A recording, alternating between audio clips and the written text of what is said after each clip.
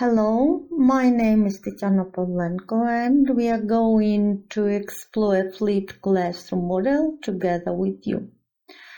The key to this is getting to know our students and understanding what appeals to them and will hold their interest. In this context, a piece of advice: if a child can learn the way we teach, maybe we should teach the way they learn, and it's very practical for their professional development. To make the educational process more favorable for students' outcomes, the flipped classroom learning is acquiring more and more application by teachers. What is a flipped classroom? The acrostic says: F. Flexible environment, L. Learning culture, I. Intentional content, and P. Professional educator. Flipped learning is on the rise. Even before the pandemic forced schools to adopt flexible and virtual approaches to students' learning, the flipped classroom was already taking hold. Implemented well, the flipped classroom approach results in better learning outcomes for students. The right mix of educational technology can also elevate some of the additional work that comes with online learning or blended learning approaches. A flipped classroom is a type of blended learning where students are introduced to content at home and practice working through it at school. This is the reverse of the more common practice of introducing new content at school, then assigning homework and projects to be completed by the students independently at home. But what's about a classroom that's been flipped that makes it unique? Instead of learning new content in the classroom, students learn at home by watching the videos, doing various activities on the topic. The classroom time is dedicated to discussions, hands-on activities and projects. Students have more time for inquiry, for applying their knowledge, and for interaction with other students as well as with their teacher. A teacher becomes a designer of the lesson. He is not just an assigner of it. He plays the role of the facilitator. Let's try and compare Bloom's taxonomy in the traditional and flipped classroom. The upside-down structure of the lessons is evident. The material taught in the traditional classroom is drilled at home. Contrary, the lesson time is used for developing soft skills of the students. The ground for it was prepared by the students previously before the lessons. In a flipped classroom, the lower levels of taxonomy, understanding, and remembering are done outside of the classroom on the student's own time. The flipped classroom model is usually compared with a constructing set. The teacher has got an erector set. He builds the new format of the colored bricks and makes a new lesson. It's different yet not less attractive. Sometimes he uses a defined color for the same activity and introduces the color rules for the students. The teacher can ask the students to create their new combination in groups. This is the application of the students' skills. Such a metaphoric comparison helps the teachers understand the flipped classroom concept. There are many advantages to flipping the classroom, but there are also some drawbacks that we must take into consideration before deciding whether to flip or not to flip. 1. Not all students have computer or internet access at home, which means that flipping might easily lead to an increase of the digital divide between the students who have and those who don't. Solutions to this problem might be: tell students that they can watch the video in the school before or after the lesson. Tell them to visit a friend who has access to the internet so they can watch it together, collaborative learning.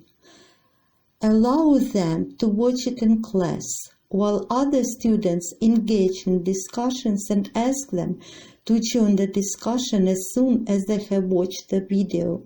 Copy the video or any other resources on a flash drive of the students who don't have internet access.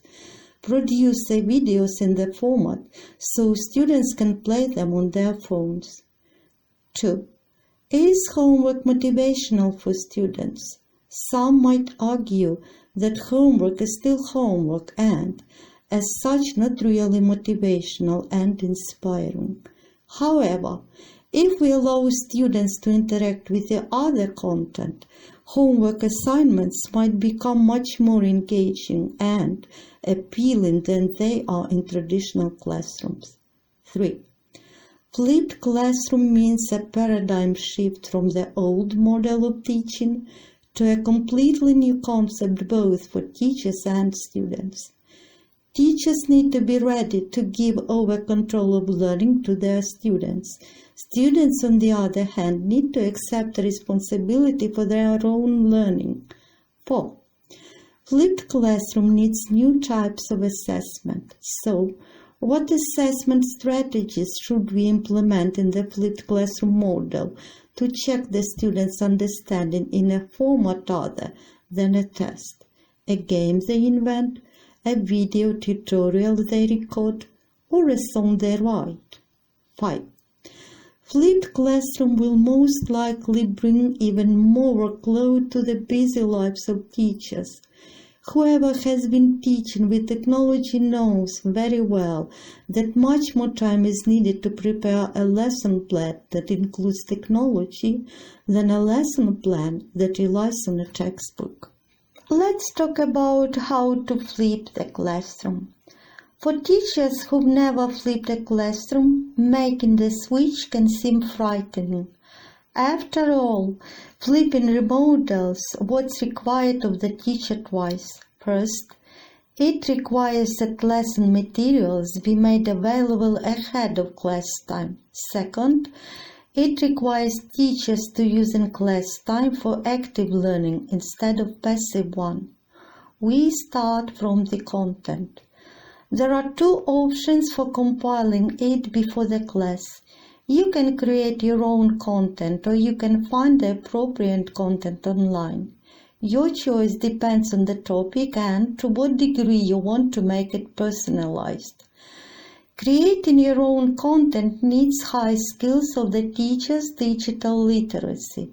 As a result, you can turn your textbook into a video, record your lessons as they happen, and add voice to PowerPoint and export it as a video. Create audiobooks or get students to produce videos and the like.